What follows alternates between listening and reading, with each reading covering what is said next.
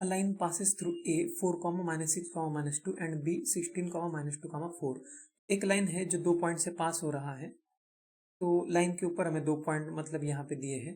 एक पॉइंट है A 4, -6, -2 और पॉइंट B 16, -2, 4।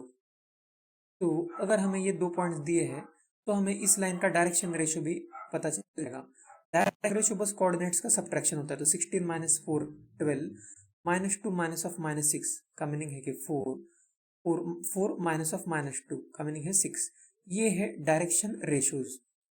तो डायरेक्शन रेशियोज अगर हमें पता है तो डायरेक्शन कोसाइन भी हम पता कर सकते हैं, LMN। तो डायरेक्शन कोसाइन कैसे पता करते हैं? उसके लिए हम इन तीनों डायरेक्शन रेशियोज का स्क्वायर का रूट डिवाइड करते हैं तीनों को। तो सबसे पहले हम डायरेक्शन रेशियो थोड़ा सिंपल भी बना सकते हैं। इसको 6 to 3 भी लिख सकते हैं 2 से डिवाइड करके। और इसको हम इन तीनों को हम डिवाइड करेंगे रूट अंडर इन तीनों का स्क्वायर का एडिशन। तो यहाँ पे लिखेंगे 36 + 4 + 9 और ये हो जाएगा √14। इसका मीनिंग है 7। तो 7 से तीनों को डिवाइड करेंगे तो हो जाएगा 6/7, 2/7, 3/7। तो ये जो है ये हमारे पास डायरेक्शन कोसाइंस आ गए। डायरेक्शन कोसाइंस जिसको हम LMN लिखते हैं। इस तरह से डायरेक्शन रेशियो से डायरेक्शन कोसाइन पता करते हैं। अब हमें आगे दिया है the point P A, B, C where A, B, C are non negative integers on the line AB lies at a distance 21 units from the point A। तो पॉइंट A जो है इस पॉइंट से 21 यूनिट्स दूरी पे इसी line पे एक पॉइंट P है। तो वैसे पॉइंट तो दो हो सकते हैं, एक 21 यूनिट्स राइट साइड में भी हो सकता है, लेफ्ट में भी हो सकता है। तो कौन सा पॉइंट है उसके बारे में फिर और थोड़ा इन्फॉर्मेशन दिया है कि नॉन नेगेटिव इंटीजर से उसके कोऑर्डिनेट्स इस तरह का पॉइंट है वो। तो वो पॉइंट हमें पता कैसे कर सकते हैं हम? तो उसके लिए सिंपल होता है, जो डायरेक्शन कोसाइंस होते हैं उसको हम डिस्टेंस मल्टीप्लाई करके ऐड या फिर सब्ट्रैक्ट कर सकते हैं ए से, तो हमें वो पॉइंट भी मिल जाएगा। इसका मीनिंग है कि हम ऐसे कर सकते हैं, जैसे 4 है, ए का कोऑर्डिनेट 4 है तो 4 में ऐड करेंगे तो 21 यूनिट दूरी पे है तो 21 इंटू डायरेक्शन कोसाइन करेंगे मल्टीप्लाई।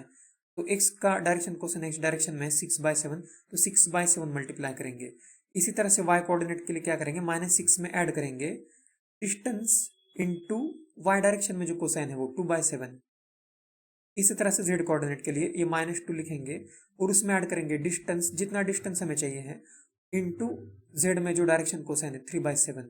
तो इससे हमें एक पॉइंट मिलेगा जो a से 21 यूनिट्स दूरी पे होगा।